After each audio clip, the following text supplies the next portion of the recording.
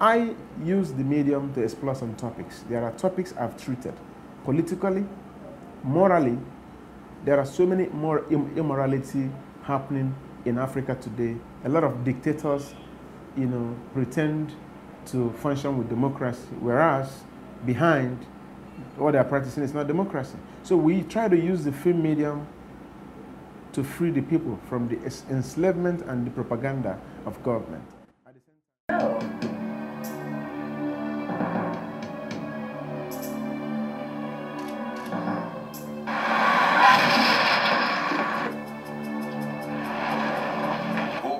Mrs. Adams. What are you talking about? Do you watch blue movies? It's against canon law for me to tell you.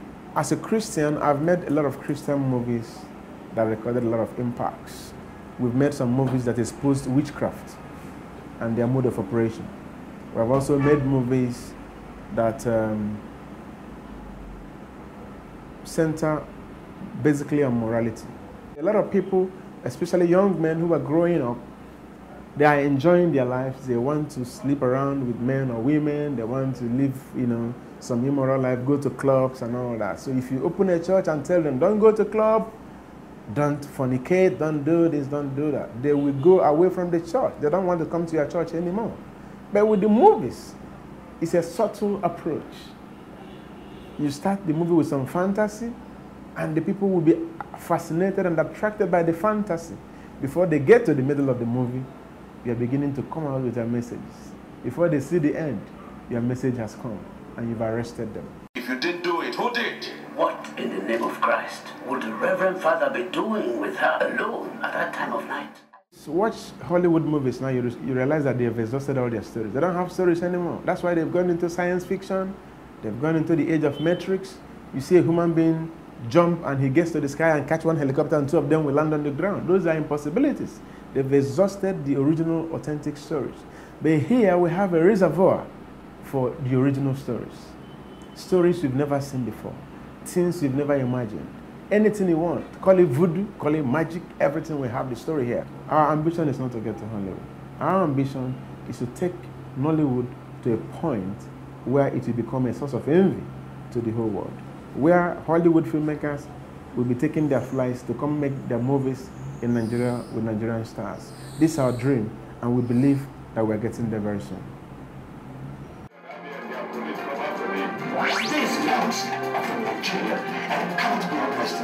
In 2003, I made a film called Blood Diamonds in Sierra Leone. It was a very hot one.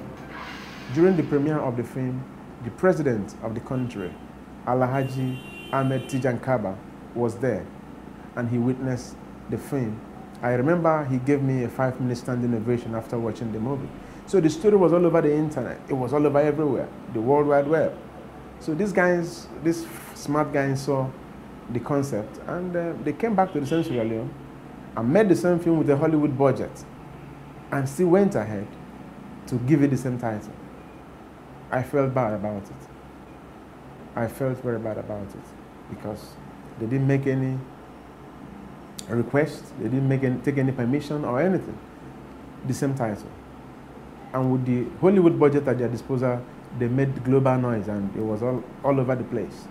But that taught me a lesson. Subsequent scripts I have, I said, okay.